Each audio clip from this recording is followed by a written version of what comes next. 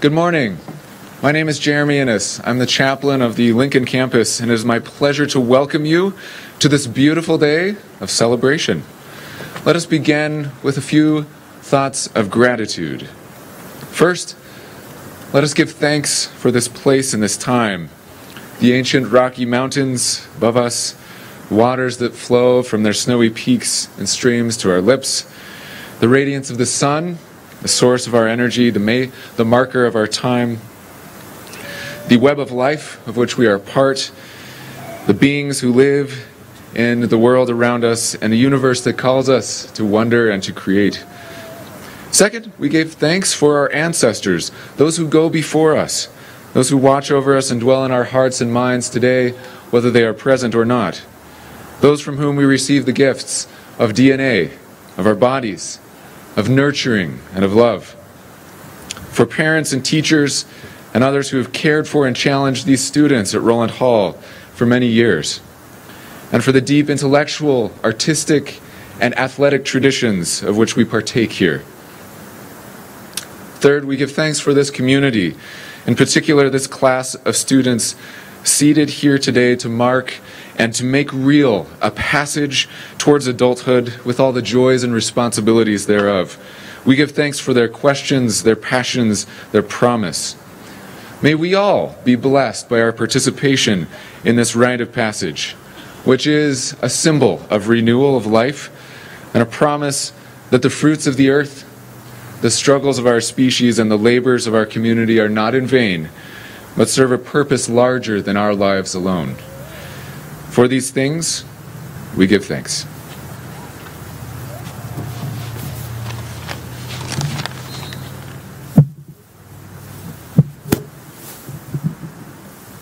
Guess it's not going to cooperate. That's all right. Good morning. Welcome. I'm Alan Sparrow, head of school here, and thank you for coming to the graduation ceremony for the class of 2018. It's been kind of a special year for them because we've celebrated them all year. At least that's what they thought. We were actually celebrating the 150th anniversary of the school. But it's a nice coincidence to have, so it's a nice year, particularly since they are actually the last class to have anyone enrolled on the original Rowland Hall campus on the avenues. There was about 6 of them that were in our two pre-K class here, and they were our last students on that campus. On a personal note, they were the last students that my daughter taught in SummerWorks. And she looked at the class list 2 weeks ago with me and recognized 6 of them and remembers them fondly, and actually recognized their senior pictures. I'd like to take a minute now to acknowledge the parents of the seniors. They've done so much to help these seniors be successful and support them over the years. I'd ask the parents of the seniors to stand up, and let's give them a round of applause.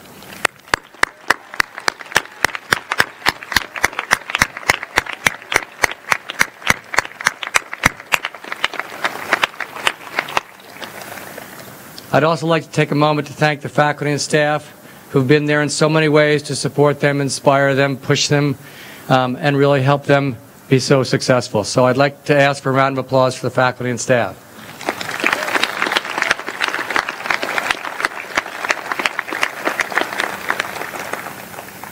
Every year, I'm amazed at what our senior class does, not just in the classroom, but outside of the classroom in so many ways. I took the time and looked over with other people, their senior recommendations and other things, and noted some of the great accomplishments they've had. I put that in your program, and I hope you have a chance to read it after the ceremony. But it just scratches the surface on what they've accomplished. I would like to note one thing about this class that I think is true of all classes, but particularly true of this class, and that's their commitment to community, to the Rowland Hall community, to the Salt Lake community, and to the larger community. They've done so much for so many people. Some of them have worked with individuals or small groups, and rather than trying to change the world, they said, I'm going to change the world one person at a time, and they made a significant difference in the lives of individual children and kids that they tutored, worked with, refugees, children, and others. They also got involved in bigger groups and issues and things like that. There are students that worked for equity and justice. There are students that worked for safety and gun control. And there are students that worked with empowering women. Some of the students took significant leadership roles in these organizations, including in the March for Our Lives and Surefire, among other organizations. Many in our country are discouraged right now by the lack of civil discourse in our political environment and a sense that we can't really work together. And these students and other students, I think, are many people's hope that we can return to a place in which we can have a more civil discourse, more engagement in our community, and do things that can make a difference. I think we all saw that in the Parkland students' response to the tragedy that occurred in their school. They decided they wanted to do something. They wanted to make a difference. They acted. They showed a civic engagement in the best way possible. And what's interesting for those of you who don't know, that district made a commitment to returning civics to their curriculum almost a decade ago. And I think that shows in their students' desire to say, you know what, we can try to make a difference. We should be engaged in civics. I see that in many of you. And I think the future lies in a renaissance of a commitment of young people to make a difference and be involved.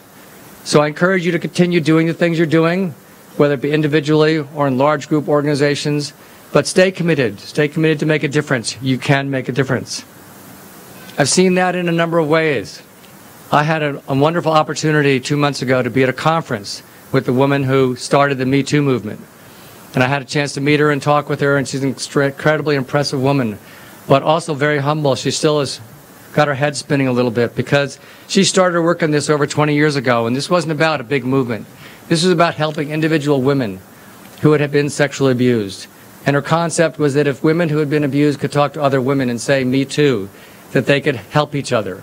And that's how the whole thing started. It was not supposed to be some big movement. And she started the hashtag, I think it was a decade ago or more, and that was then an event or an attempt to connect individuals with individuals. She had no idea how big this would become.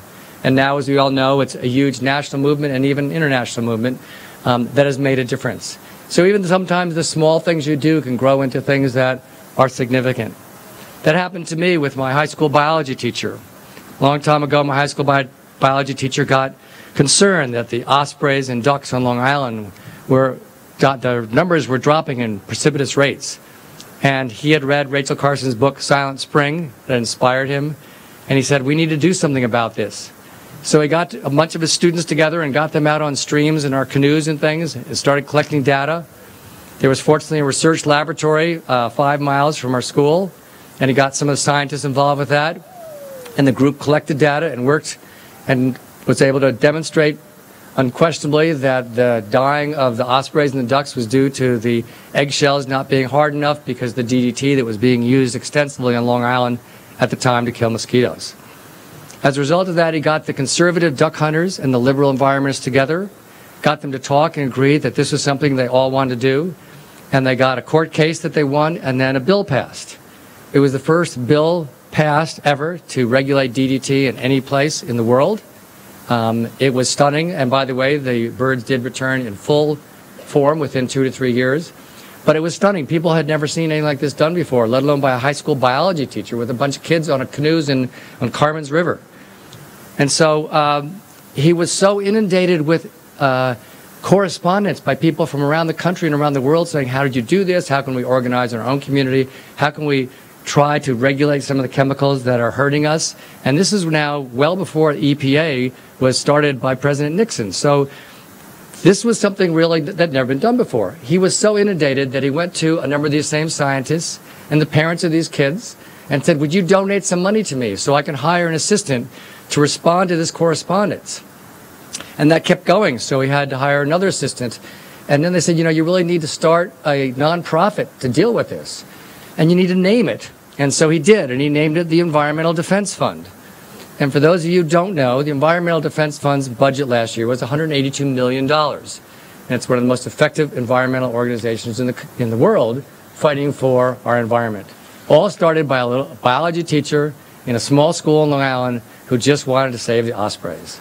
So you can make a difference in many, many ways. I thank that teacher because he was an inspiration to me in my own environmental activism over the years. So I hope today my desire for you is to you find some teacher, faculty member, coach that's made a difference, that's inspired you in some way, that's helped you through, and make sure you thank them today.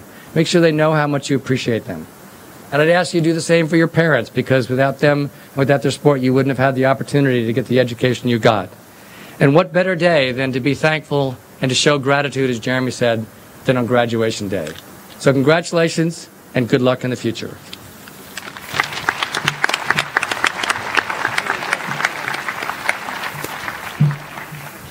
Congratulations, seniors. I'm Chair of the Board of Trustees, Jennifer Price Wallen. Looking back at your senior year, 2017-18, it has been marked with some significant events you'll always remember. Hamilton making a splash in Utah, Facebook's security breach, learning to pronounce sesquicentennial so we can celebrate Roland Hall's 150th anniversary as a school, the student walkouts, the Walmart yodeling boy, and how about Beyonce's bigger-than-life performance at Coachella? As the White Rabbit says from Alice in Wonderland, things are getting curiouser and curiouser. Perhaps most significant in 2018, we would call it the year of the student voice. This year, students found their voices. Students of your generation became leaders and role models, and your voices became loud and strong. It's your turn and your time. I'm excited to see what all of you will do with your lives. So now I turn to and address the people you'll be leaving in the fall, your families, your parents, your moms, dads, siblings, guardians, and grandparents. I have put together a top 10 list to help you navigate life when your kids go away. So here's the list. Number 10, unlike the drop-off on the first day of lower school, don't hover at college, just be available.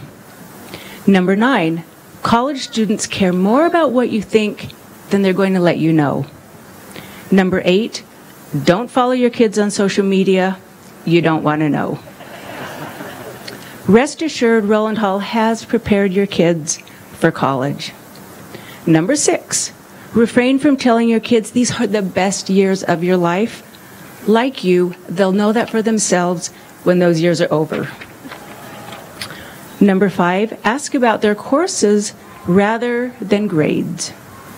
Number 4, send care packages, but don't compare to the other parents and what the roommates send. Number 3, don't send frantic texts if your kids don't respond right away. Chances are they're still alive. Number 2, expect to feel like an ATM. College is expensive, and you might want to look into Venmo. And the number 1 tip for parents and guardians, please remember whose college experience it is. Congratulations to all of you, and students, I want to welcome you to your new status as Roland Hall alumni.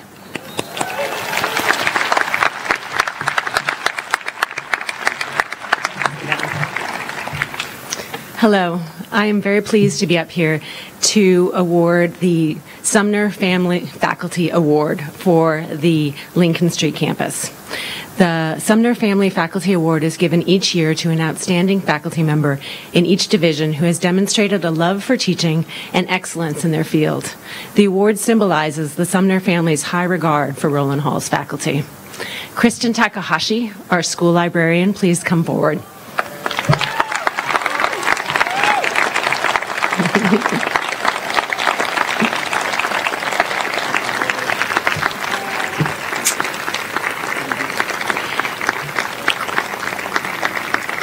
Kristen has worked for virtually every student during the course of her 12 years at Roland Hall. Her role is integral to the teaching and learning that happens every day across the Lincoln campus. As librarian, Kristen assists students in learning strong research skills, identifying key resources, and in providing a welcoming space for productive work throughout the day. She works with faculty to build better projects by collecting resources, offering technical expertise, and literally learning the material to be able to provide specific guidance and support. According to a colleague, learning about the topic is not only a professional thing for her, it's certainly valuable when she can have some expertise for students seeking new sources, but also a personal thing. Kristen really models lifelong learning. In the words of another colleague, the humanities rest on the exploration of text. Without words, sentences, paragraphs, essays, books, and the spoken word, our exploration of human life grinds to a halt. Kristen loves the word in all its forms and consistently seeks ways to link people and ideas. Kristen embodies the Rowland Hall values of being passionate about learning and pursuing excellence.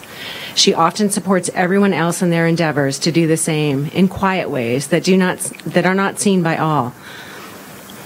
It is telling that last summer she asked to have removed a partition and shelf that encircled her desk in the library so she could be more accessible and visible to all. Please join me in congratulating this year's Sumner Award recipient from the upper school, Kristen Takahashi. This is for you.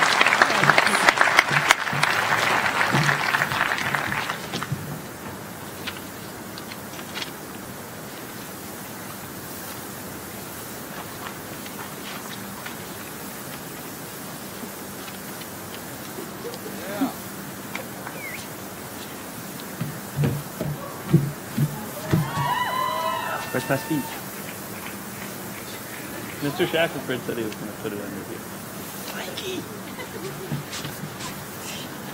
Mike? Mikey! Where's my speech?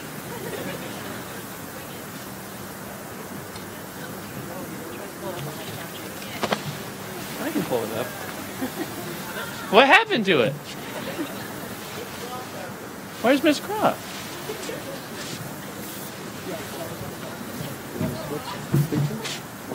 Not particularly. Do you want to have someone else go first while we go back? Oh, I can just wait. How you guys doing? We're going to wait for a sec. I don't know about y'all, but I'm pretty hot.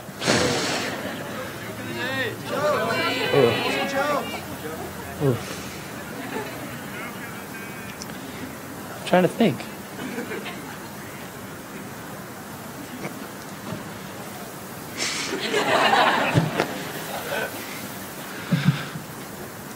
Why don't blind people like skydiving? It scares their dogs. That's all I got.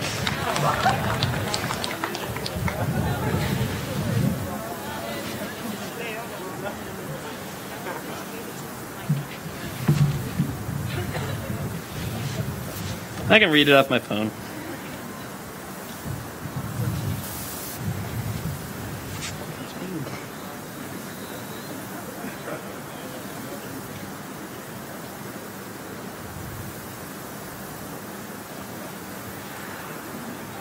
Maybe.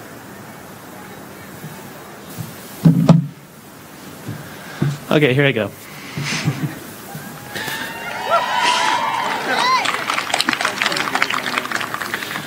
On May 18th, I was beside myself with joy over the prospect of being done with high school. But now that I am, I'm a bit shocked by the idea that I will never be a student at Rowland Hall again. My experience at Rowland Hall for the last 12 years has been full of highs, lows, ups, and downs, but when looking back, I can only seem to remember the highlights. Of course, I will not miss the fact that every boys' bathroom feels like a sauna from November into March, or that the library is always freezing cold during this same time. And I am definitely looking forward to a sleep schedule that involves 8 or more hours without the sweet sound of my blaring alarm clock at 6:45. Sure, at times, high school felt like a drag, or, the longest 8 hours of your life. But all of us, the class of 18, are done with high school forever. No longer do we have to write 7-page papers until college, or, read the phoner. It's really over. But now that it is, we have time to reflect back on our experiences as a community. I don't know about you guys, but years down the road from now, I remember my times with my teachers, my friends, and the faculty at Rowland Hall, not the negligible burdens of being a teenager in high school. When I am older, I won't remember how tired I was after a long night of studying. I'll remember Emily Fowler's smile and good morning that would get me through the start of my day. I'll forget a test that went poorly and reflect on how my teachers supported me in order to get me back on track. I'll remember Mr. Wilson's impeccable bird calls, intense games of Kahoot in Miss Poppins' AP Bio, and Miss Takahashi's candies Those things are really damn good. Rather than reflecting on bad days, I'll remember how a hug from KP could turn that day around. I know I'll never forget our senior lip sync with Jake West's epic belly flop, Jesse's cameos, and Aiko's rendition of We're All in This Together. I'm glad I could be the Troy to your Gabriella. The inside jokes between peers, intense games of Call of Duty, and Liam's backflip at 11:30 will always stay clear in my mind. And I will always be grateful for Ellis Ruckman's impeccable ability to explain any math concept to me with ease. I could not have made it through calc without you. A few weeks ago, as I stepped off the soccer field at the state finals, I was overcome with tears of defeat, failure, but most of all sadness and shock that I would never play soccer at Roland Hall under Scott Langoni again. Sure, I wanted to pummel Waterford and hold up the championship, but this year our team created a brotherhood, and this was done so by the leadership of our seniors, Nico, Simon, and Youssef. For the first time in my 4-year career, I felt as though we had created a family on the field, and for that reason, I will always remember and miss this team. Our community and graduating class has been more than just a high school for me. It has been the space where I spent my adolescence and teenage years. For many of us, we have known each other most of our lives and even had to face puberty together. Let me say, we've all grown up since then. After years together, we are all beginning to go our separate ways. So before I lose the chance, I'd like to express my utmost gratitude to all the individuals that are part of the Roland Hall community. All of you have embraced me with open arms. To everyone who has helped me do the garbage, weed the garden, plant trees, or any other labor my dad assigns for the weekend, thank you. To my friends that have seen me bursting with joy or overwhelmed by sadness and supported me regardless, thank you. This community has given me support through tough times, whether that be academically or emotionally, and I feel as though what I give to my friends and teachers here is given back to me tenfold.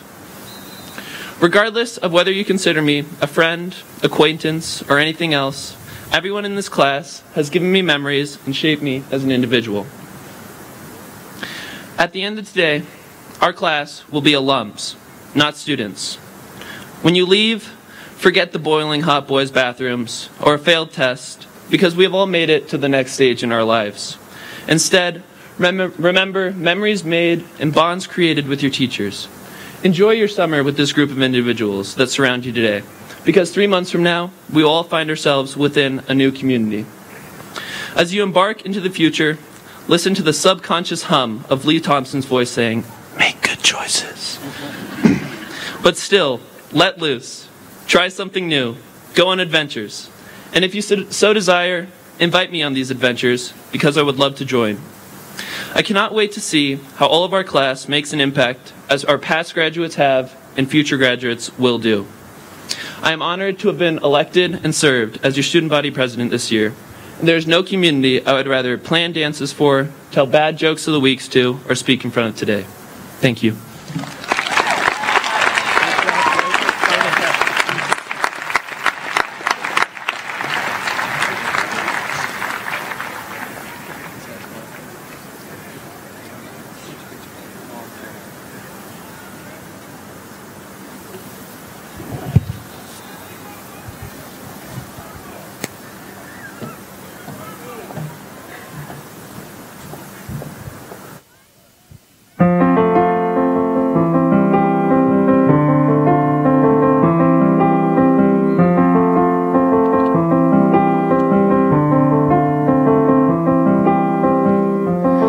My love, and I took it down. I climbed a mountain and I turned around, and I saw my reflection in the snow-covered hills, till the landslide brought me down. Oh, mirror in the sky, what is love?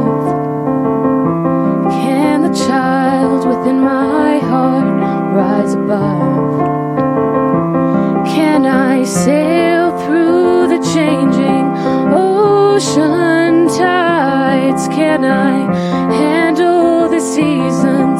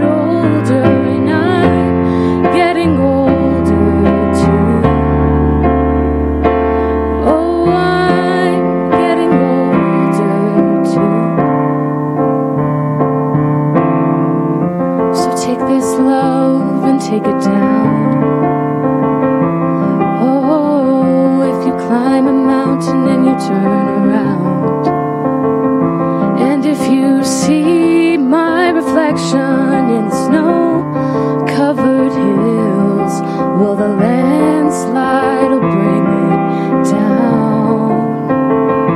And if you see my reflection in the snow-covered hills, well, the landslide will bring it down. Oh, the landslide will bring it down.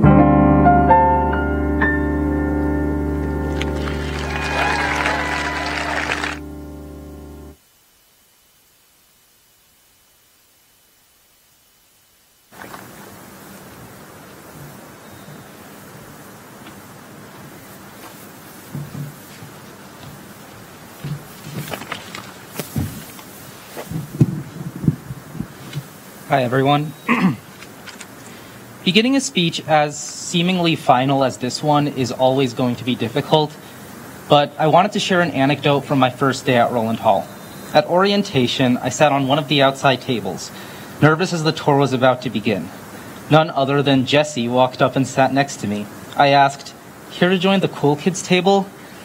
Of course, I'd soon find out that no table I sat at would probably ever be the cool kids table, but joking aside, Jessie and I immediately bonded over our love of weird fiction. In the coming days, I would meet so many other fantastic, interesting people, each of whom I found something in common with. The journey watching us all mature and discover ourselves collectively has been, in a word, rewarding. For example, I got to see Jessie turn his unique humor and creativity into some of the most out-of-the-box poems and prose I've ever read. Since this is graduation, though, we have to address the winged lion in the room. I know so many of these speeches are about going our separate ways and doing incredible things, but standing here, I know why. It's hard for me not to feel anything but immense pride looking over at my fellow graduates. As much as I'm going to miss everyone, it excites me to know that you'll all go forward and give everything you have to the world, making it that much better. Someone once told me, "Be the ancestor to your own future happiness." This quote has stuck with me over the years. I keep on thinking about how I can consciously make decisions in the present that will ensure my future happiness. No pressure, right? But this quote also got me thinking about something else. Why can't we also be the ancestors to other people's future happiness? By simply existing, a person makes a mark on this world and on those around them. However, if we venture beyond simply existing, we can make a greater impact. It is up to us whether that greater impact is big, small, positive, negative, lasting. With every thought, action, decision, we shape our identities and form our own histories. Moreover, with every conversation, relationship, friendship, we are contributing to form other people's identities and morph their own histories. Again, no pressure.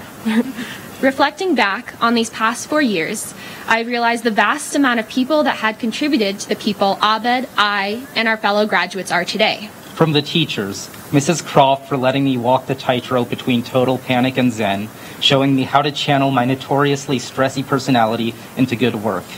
KP showing me what true unconditional support and encouragement of others constitutes, and instilling within me that AP will always mean answer the prompt. Dr. Halloran for teaching me to create an articulate, logically based argument that'll allow me to smite my enemies. Mr. Horry for telling me that my voice matters. Dr. Hickman for teaching me to dig deep and critically analyze texts with the occasional guffaw. And Senor for always believing in me and for always making me laugh and smile. To the students. Kenzie for modeling the power of hard work and optimism.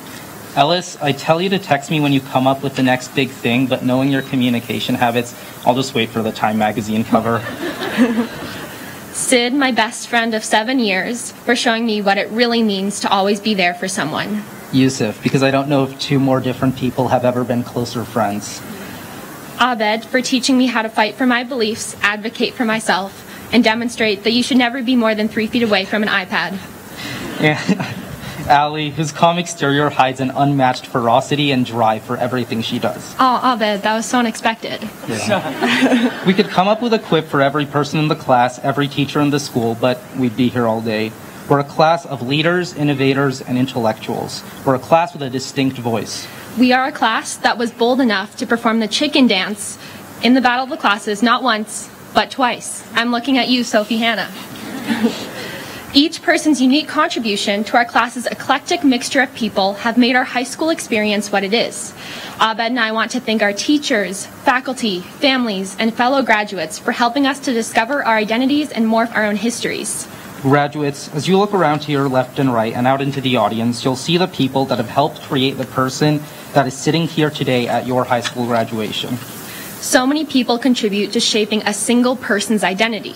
We are shaped by communities, and I cannot think of a better community to be shaped by than Roland Hall. Despite Allie making it look easy, though, we'd be lying to you if we said that our high school journey wasn't a challenging one, academically and socially. It would be leaving out all the late nights and daily stress, whether related to school or friends. But we'd also be lying to you if we said that we are not so incredibly grateful for everything the school has given us and our classmates. Sometimes what made the pressure worth it was the inevitable vent to our friends and the support of those around us. I couldn't have made it through without everyone.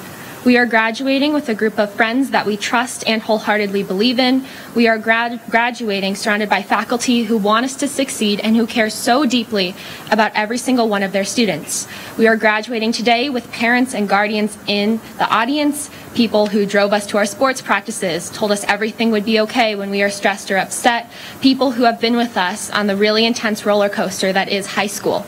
And for all of these people, we could not be more grateful. Sure, the school's taught us to be astute students, pretty good test takers, and quick writers, but most importantly, it has also taught us to be excellent citizens. With that, we return to the idea of being the ancestor to your own as well as others' future happiness. Allie and I wanted to talk about something we're both incredibly passionate about, the merits of eliminating the debt ceiling. Service.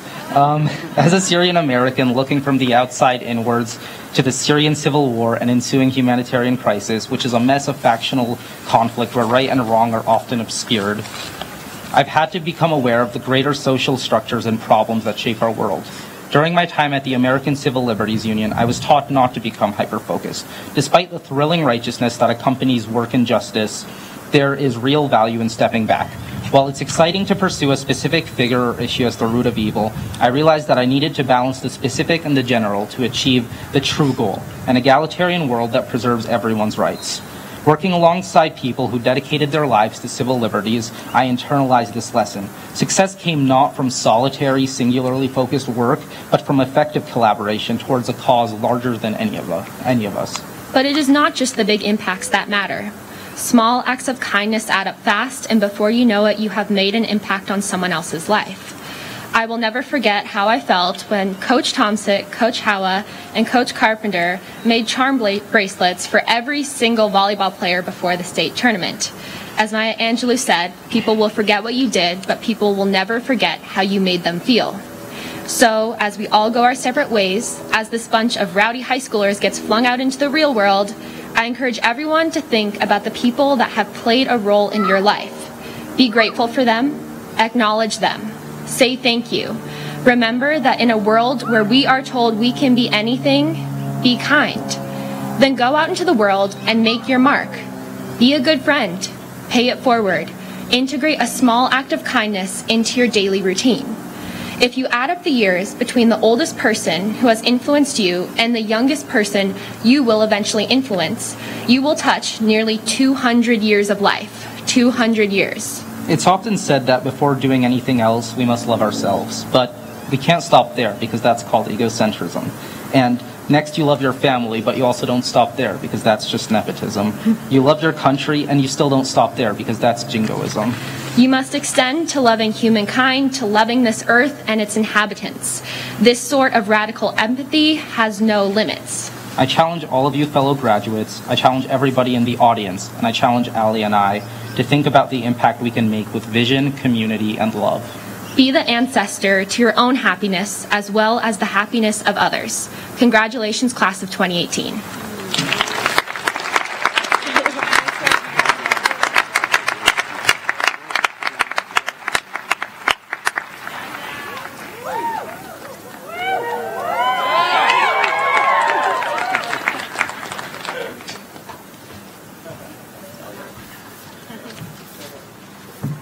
Good morning.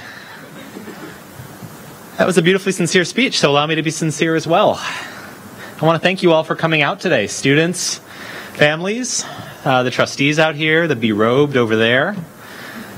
I asked the seniors recently, some of the seniors, I asked them if they knew what the Rowland Hall mission statement was, and by far the most common response I got was, it's written on the wall in the middle school. Or sometimes just like a grunt and like a general hand wave toward the middle school. So I went down to the middle school, and sure enough, there's the mission statement, which says, amongst other things, that our mission is to inspire students to live ethical and productive lives. Which, fair enough, what is an ethical and productive life? Well, for both of those adjectives, ethical and productive, I'd like to offer some words from people more articulate and accomplished than me. And I'm going to start with productive, and I'll start with Benjamin Franklin. He said that if time be of all things the most precious, wasting time must be the greatest prodigality. And his warning there against wasting time, it really haunts all of us because he actually popularized the phrase wasting time in his autobiography, where he talked about how he never wasted time in his self-directed learning and self-made fortune. And you guys have definitely heard that. You've been told stop wasting time with your, Snapchats, barbacoa runs. You should be reading Othello. You should be on the path to wealth, or at least, maybe economic self-sufficiency. I have barked things like that at you, usually followed by a patronizing, school is wasted on the young. But really, you were meant to waste time, which is to say, you were meant to have an experience broader than the school curriculum and interests beyond the academic. Franklin himself was captivated by turkeys, which had nothing to do with his printing business or the founding of an American republic. And that's just great. Define productivity broadly and find turkeys of your own. Speaker number 2 reflected on his own wasted days of youth. And he recalled his mother crying. It cannot be, she wept, that the son of these tears should be lost. Now that one is from St. Augustine of Hippo, who is not a hippopotamus, but rather an ancient writer whose autobiographical confessions are a key text of Roman Catholicism. Augustine, in his memoirs, describes a youth spent feasting, drinking, cavorting with beautiful people. All that, selfish stuff. When he did read, it was always in trashy secular works like Neoplatonism, which is like the BuzzFeed quiz of the 4th century. And all the while, his mother watched over him and wept. It cannot be that the son of these tears should be lost. Well, he eventually was found. Augustine renounced his selfish ways, embraced chastity and spirituality, and he credits this conversion in his memoirs in no small part to his mother, who supported him for decades of prolonged adolescence. He was a little late, though. By the time he realized everything his mother had done for him, she had died, to which he responded with kind of a brief eulogy, and then it's like, oh, okay, off to lay the foundations of Christian philosophy. Productivity time. Fortunately, Catholics canonized his mother, she is Saint Monica, for her endless patience in the face of her child's failings. I urge you not to wait so long to venerate your own parents and grandparents and siblings and friends, everyone who brought you to this point today. They have shown great patience and even forbearance as they waited for you to become a productive member of this community and of the wider society. They've sacrificed time and in some cases slivers of their sanity waiting for you to grow up. And you do not need to be a saint to thank them. Number 3. 3 is the last one. I really cut this thing down with some help from my wife. She was like too much verbiage.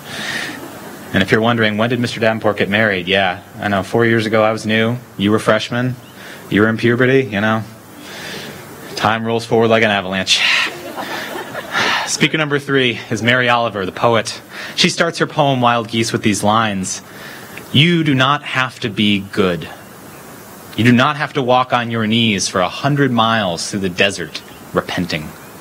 You only have to let the soft animal of your body love what it loves. Now, I am not going to talk about the soft animals of your bodies, because nobody here needs that vision. Rather, I'm going to switch gears to the word ethical. The community here at Rowland Hall has insisted for years that you do have to be good. And we mean it, right? When your coaches insisted that you travel with your team, when your directors insisted that you rehearse with your peers, when all of us insisted that you clean up your plates in the cafeteria and your language in the halls, we all wanted you to know that you have an obligation to be good to others, even if it feels better and easier to be selfish in the moment. And you know what? We're not going to be here forever to hector you toward goodness. In fact, very soon, we're going to be behind you, bellowing like dinosaurs in a tar pit, while you fly away like those little dinosaurs that got feathers. I don't know. Sorry, Mr. Wilson. Not so good with the science. Yeah, you'll go to college, and we're not going to follow you there and insist that you conduct yourself in a dignified fashion. We're not going to be there to insist that you share real meals with your peers instead of, I don't know, a steady diet of Fortnite and cereal. I had to look that one up. That you learn your peers' names and treat them with empathy, regardless of the paths they trod to bring them to you. Nope. The burden of social obligation will soon seem so much lighter. And isn't that the illicit promise of college? Purge the shame and the guilt. You do not have to be good. You only have to let your body love what it loves. But I think, on the balance, you will be good. 4 years ago, I first visited the campus on Lincoln Street, and I was immediately struck by the warmth and the camaraderie and the selflessness that I saw there. The halls were really full. I mean, like, way too full to walk, but they were full of students, and these were students who genuinely cared about each other. I heard some grades talk, and, it was like my introduction to Mr. Wortham's crazy assignment of points, but mostly I saw shared jokes and shared screens and shared meals. It felt really communal. It did not feel atomized. It looked like students who did not have to be good, but they were good anyway. Then again, that was April of 4 years ago, which means it was last year's graduating class exemplifying all that good stuff. And for all I know, you all were down in the middle school under that emblazoned mission statement, caught up in whatever weird, gross Lord of the Flies dystopian mania middle schoolers are caught up in. And hopefully you've grown out of that. So, take care of each other. Take care of yourselves. Davenport out.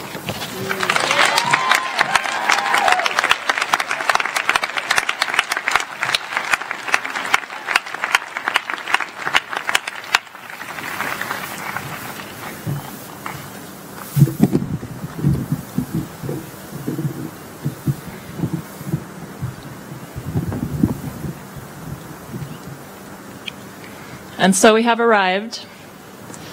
I'm honored to offer my congratulations to the class of 2018. In just a few minutes, you will all officially be graduates of Rowland Hall.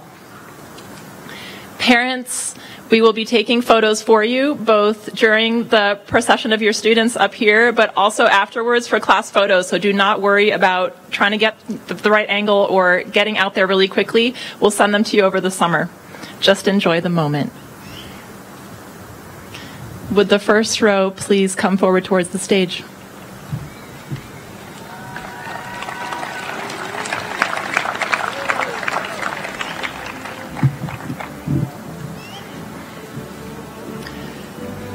Abed Al-Majid Al-Suleiman.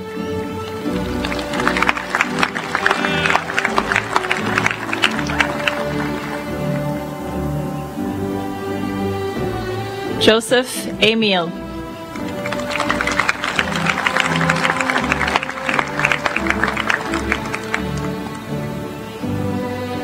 Christopher Osbeck.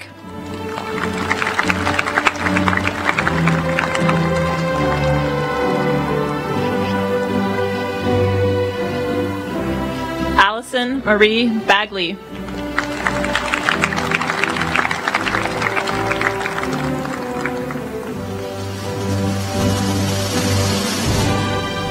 Isaac Joseph Ball.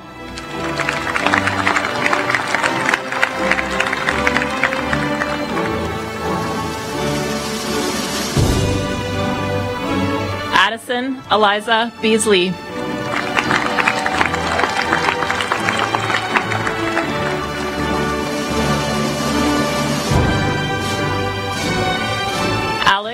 Coldwell Benton.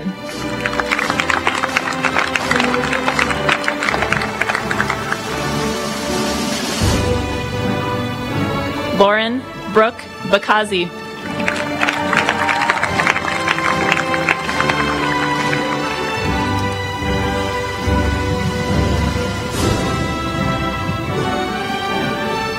Frederick Scott Bocock.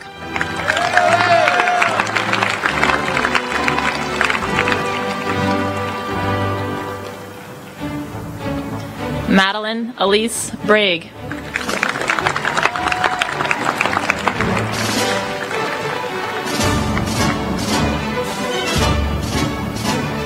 Sophia Katrubis.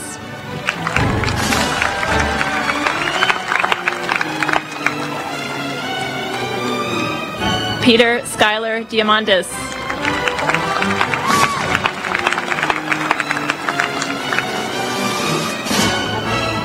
Jack Medici Dishman.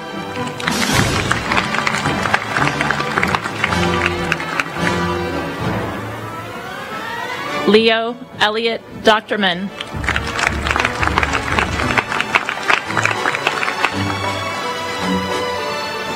Jesse Phil Dotson.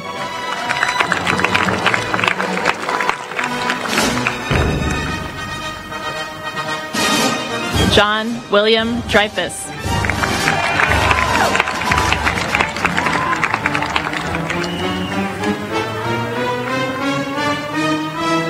Kayla Jane Dunzinger.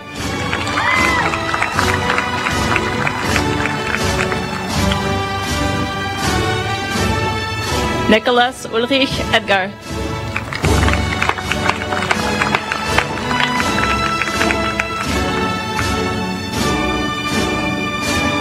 Soren Anthony Viola.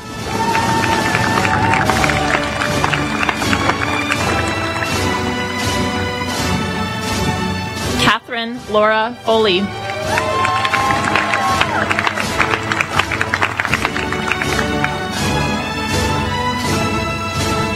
Robert Alexander Fort.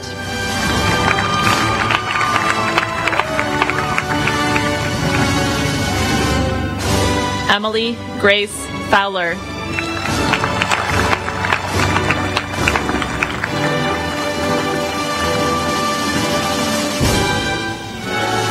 Cameron Demetra Glick.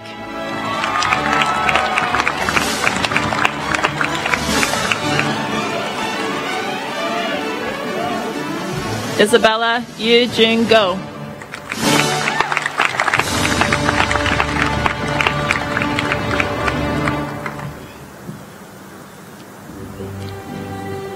James Larry Hall III.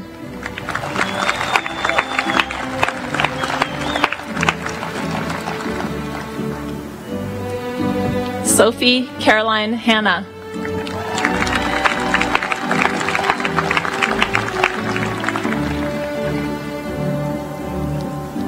Sydney Lauren Hare.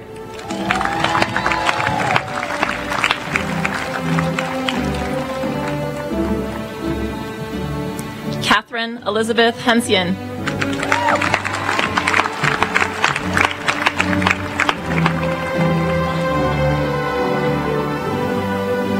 Priscilla Margaret Hodgkins.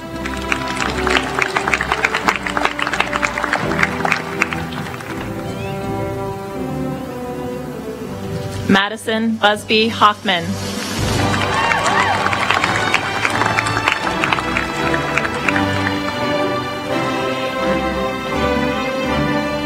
Maxwell Connor Jacquin.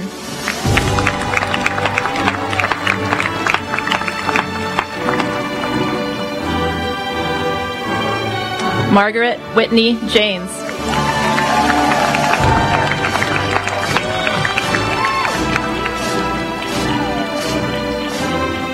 Yuan Jin.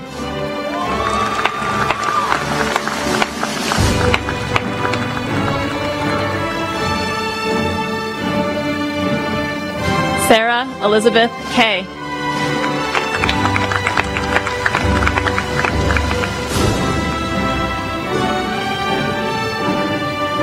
Kaylin Frederico Kennedy.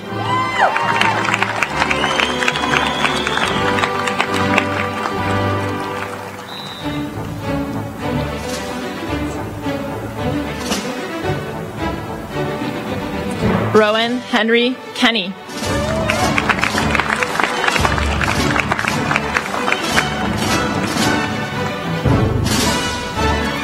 Allison Daisy Kimball.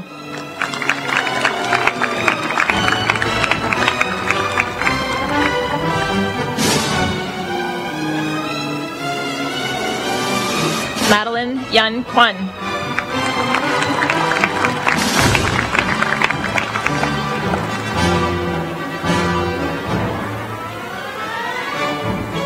Jillian Claire Larson.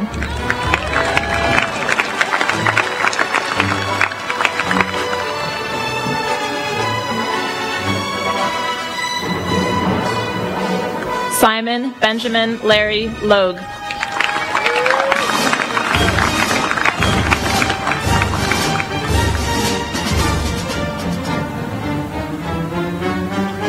Liam Michael.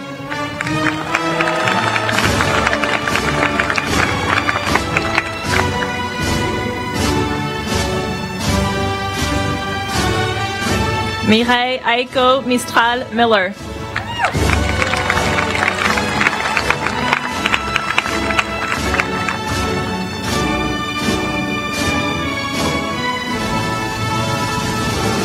Eva Arushi Mitra.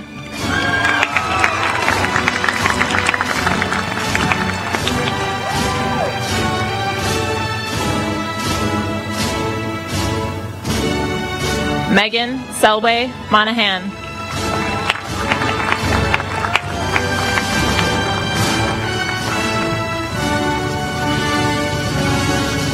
Daniel Kernan Mulligan.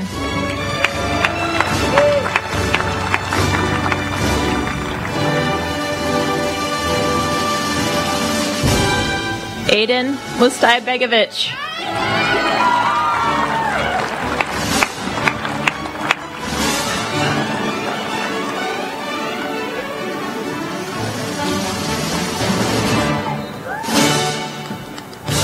Lucy Sarah Neal.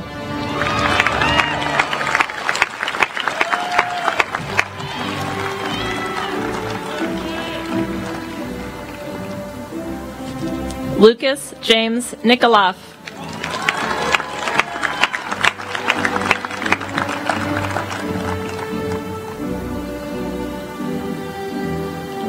Michael Isaac Palmer.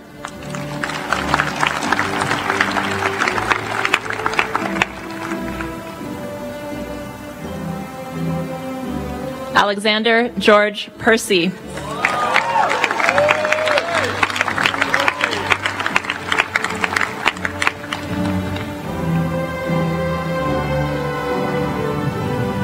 Aram Perez.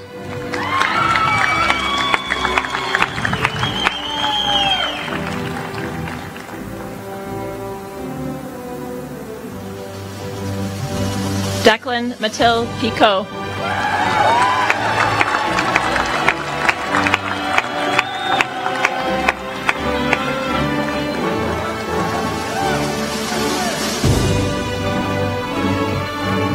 Isaiah Zoyue Poritz.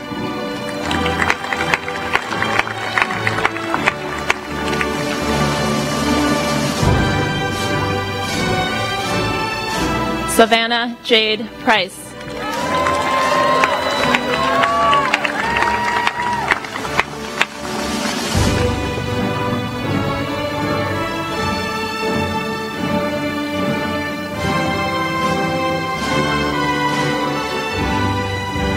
Sarv Rafati.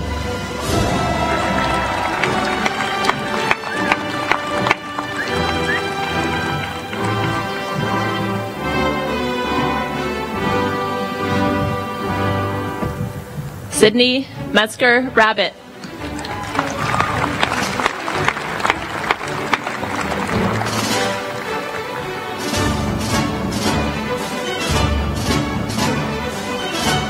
Emma Cloud Ruling.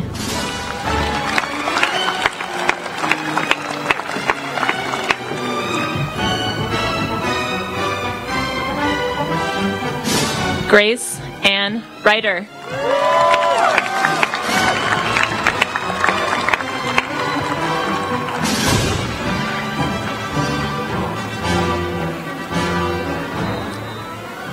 Ellis Ruckman.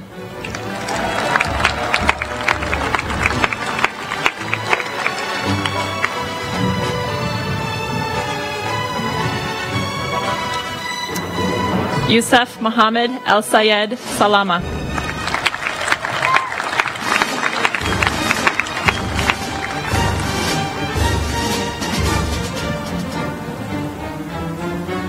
Max Milne Scaife.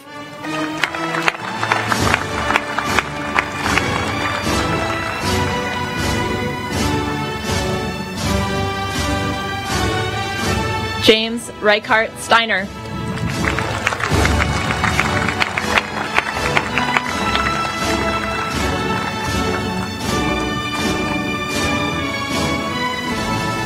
Mackenzie Stowe Stewart.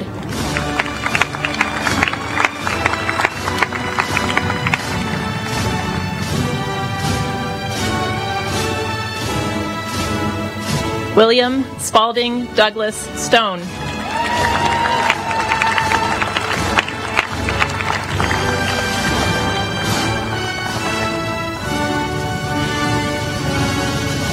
Hayden Kendrick Stotts.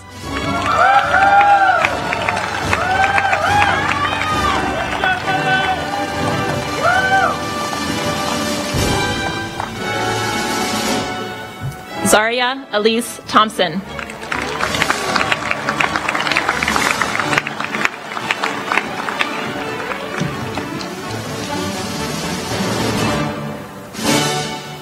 Leif Bruce Tulin.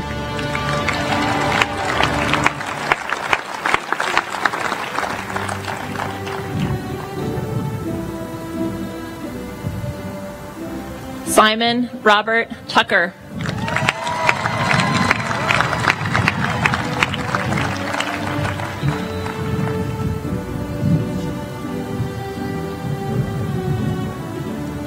Joseph E. Wong.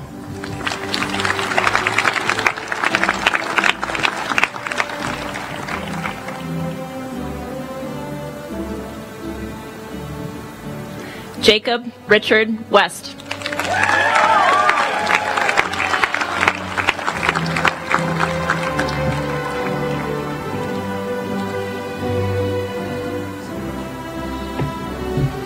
Alexandra Rose Zahner.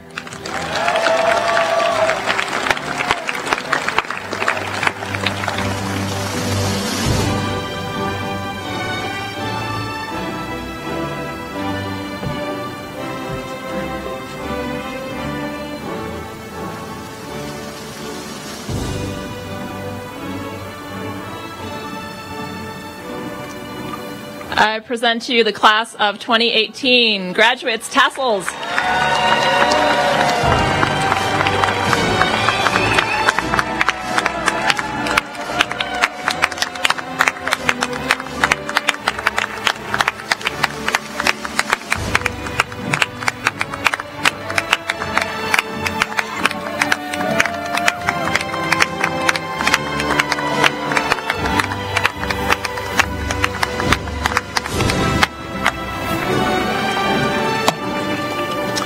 Roland Hall class of 2018, welcome to the wide world, right? It has been a joy to know you and to learn from you here at Roland Hall. And I'd like to offer you a blessing as we close this graduation ceremony. Graduates, I couldn't say it better than Ali said it. Be ancestors to others' happiness. You have, at your time at Roland Hall, come to know yourselves in small part. Continue that quest for self-knowledge. Remember the ways that you have learned to love and to serve others, and continue to develop those as well. The world has need of you today, more than ever. And know that we assembled here looking at you are incredibly proud of you. And your promise as human beings does bring us hope in the world. May you know yourselves, may you love others, and may you do good in the world. We have now come to the close of our graduation proceedings. Parents, families, and friends, please remain seated for the procession out, which will go as follows. Graduates, You will process out to your class photo this direction, then faculty following them this direction, and the rest of us stay seated until that has all transpired, and then family, friends, join us in the dining hall this direction, where you will meet your seniors for a reception. Thank you all for your presence here today.